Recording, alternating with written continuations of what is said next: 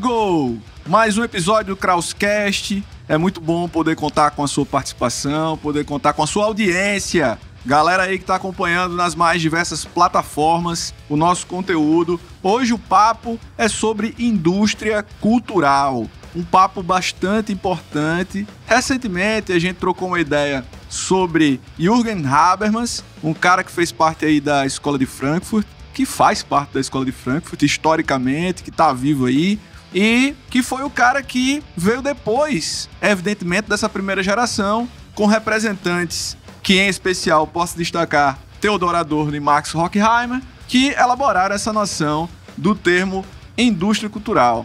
Um termo que foi apresentado num capítulo, né, do livro Dialética do Esclarecimento, um capítulo intitulado A Indústria Cultural, Iluminação como Engano em Massa. E aí eu quero aproveitar esse começo do nosso papo para incentivar você a se inscrever, a seguir, a curtir, a compartilhar. Cara, batendo muito a real para você que acompanha o nosso conteúdo, isso faz a diferença. A gente vem conquistando aí mais, vamos dizer assim, adeptos do nosso trabalho. A gente tem conseguido alcançar mais pessoas que de alguma forma estão sendo impactadas positivamente, desde estudantes aí que estão na escola ou se preparando para um Enem da vida, acadêmicos, né, pesquisadores, gente que curte humanas assim como hobby, né? Isso é muito legal, pô. É muito legal saber que esse conteúdo está chegando em você e você pode ajudar a que mais pessoas possam ter acesso a esse nosso papo aqui. Então, a gente vai falar sobre indústria cultural e eu quero dizer o seguinte sobre isso. Quando Adorno e Horkheimer vão falar sobre indústria cultural, eles estão pensando a atuação dos grandes meios de comunicação de massa, o que a gente chama de mídia, né? Eles estão pensando uma lógica capitalista que está sendo aplicada à produção de cultura, à produção de arte. Isso é uma parada muito, muito séria, assim, na análise crítica feita por Adorno e Horkheimer. Indústria cultural, a coisa que vem à minha mente é a imagem de uma fábrica, né? E ali tem uma produção em série de algo. E essa produção em série de algo, ela tem justamente como objetivo a obtenção de lucros, né? Então, assim, a ideia é fazer dinheiro. É fazer dinheiro produzindo e propagando para a maior quantidade de pessoas que for possível. Então, não é algo que fica apenas no campo da metáfora, a gente pode visualizar muito bem o que acontece. E assim, de acordo com os pensadores aí em questão, Adorno e Horkheimer, quando a gente tem a obra de arte em si, essa obra de arte, ela é caracterizada, né, pela sua originalidade, ela tem ali uma mensagem, ela tem uma carga de senso crítico que é muito peculiar. A obra de arte ela é vista como revolucionária por esses pensadores. Só que, assim, quando a gente pensa essa produção dessa arte, seja de uma lógica mais popular, né, a cultura popular, ou seja, dentro de uma perspectiva erudita, você tem um processo natural, assim, sabe, espontâneo de elaboração dessas obras de arte ou desses elementos culturais. Então, assim, as pessoas não estão prioritariamente pensando em dinheiro, não estão pensando prioritariamente em mercadorias. Então, a denúncia que Adorno e Horkheimer estão fazendo é muito séria. Os caras estão falando que a arte ela virou um bem, ela virou um produto e que foi, de certa forma, perdida a sua magia, a sua singularidade, né? A sua carga de criticidade. É basicamente isso que os caras falam.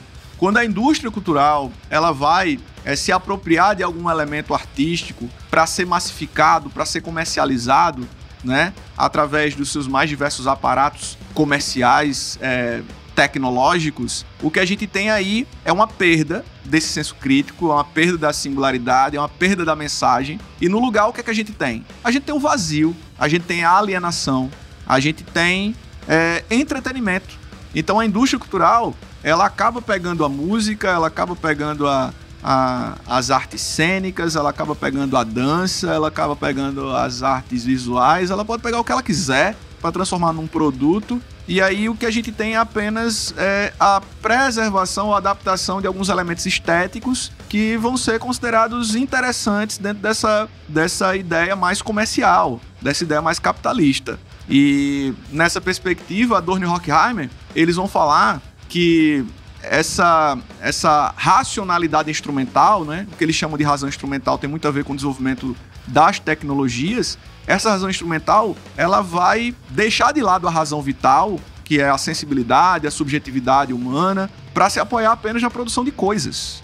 Então, assim, até o nosso próprio ouvido, ele vai sendo adestrado a ficar preguiçoso, porque na visão desses autores, o que nós estamos percebendo é a elaboração de uma arte muito rasa, se é que se pode chamar de arte, né? É a repetição, praticamente não tem conteúdo. Então, quando você olha para o que nós poderíamos chamar da arte raiz, dos mais variados estilos, você tem uma identidade, você tem a expressão de uma sociedade, você tem uma bandeira que está sendo levantada, você tem uma história, as coisas fazem sentido.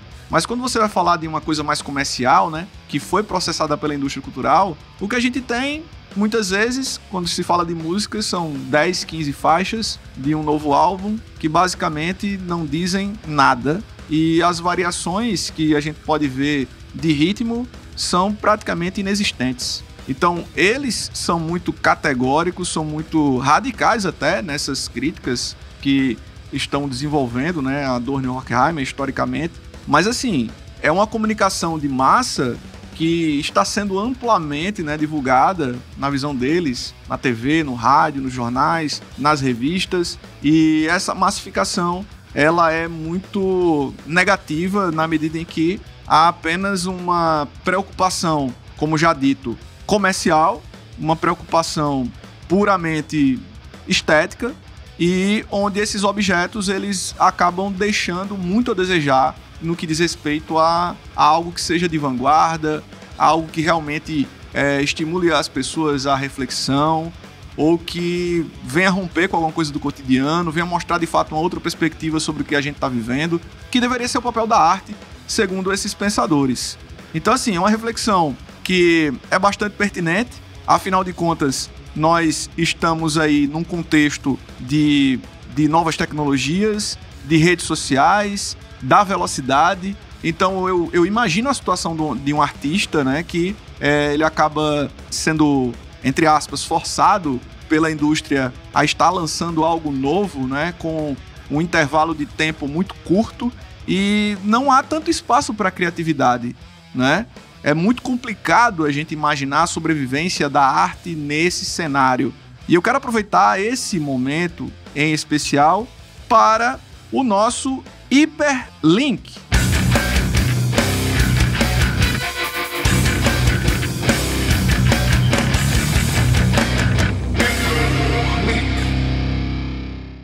No nosso Hiperlink de hoje, desse nosso episódio do Krauscast, nós vamos ter a participação de mais um grande amigo, Rodrigo Retka, que desenvolveu um trabalho de produção aí de conteúdo, falando sempre sobre cultura no Arte de Segunda.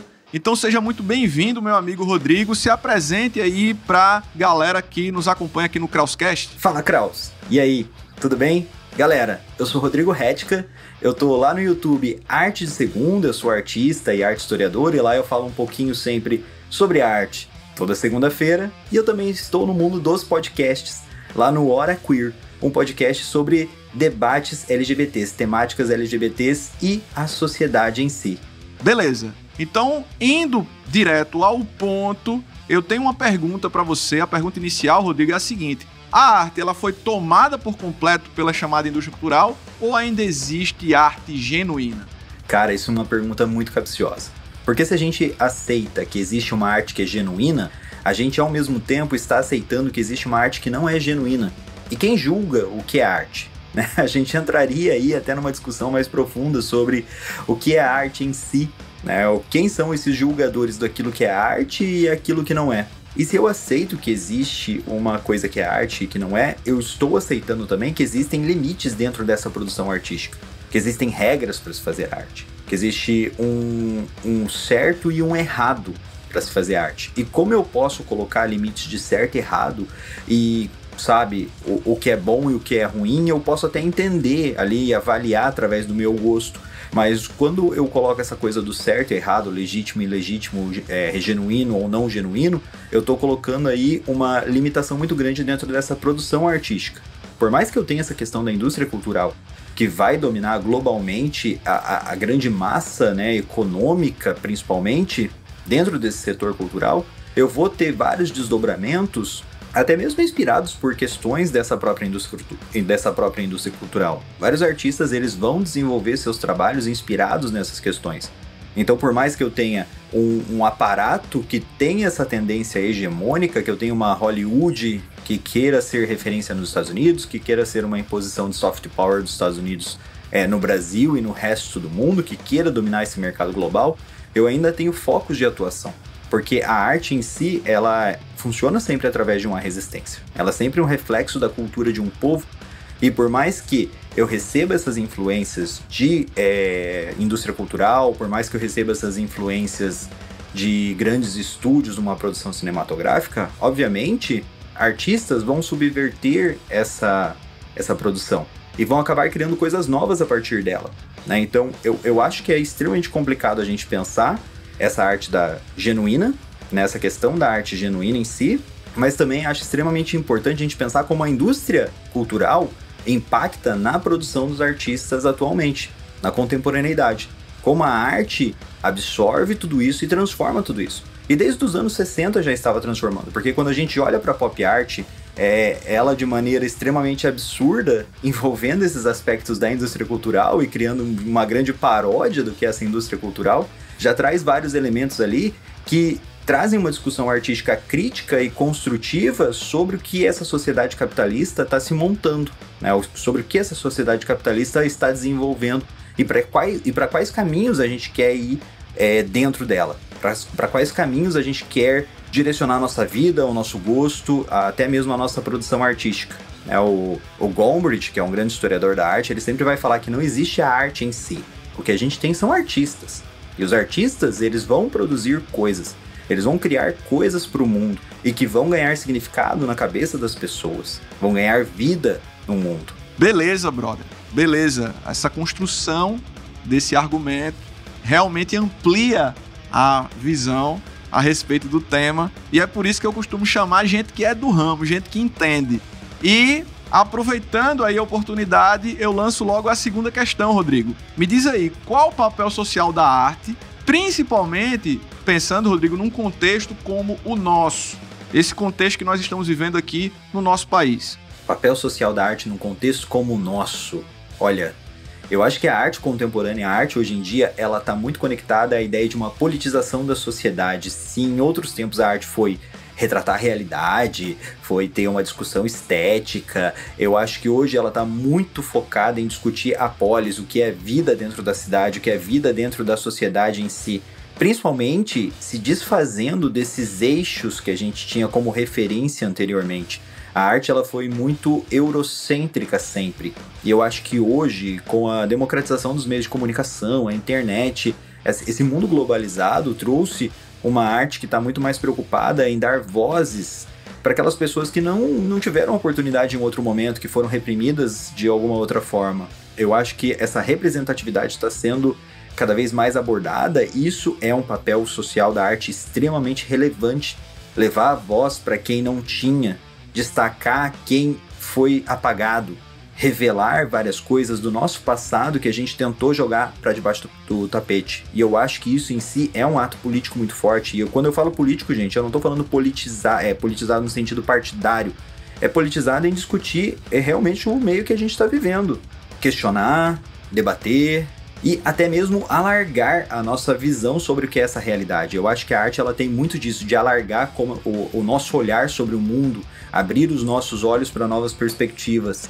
Então, questionar até mesmo essa questão da própria liberdade de expressão, ou como o que a gente entende por um sistema de vida tradicional.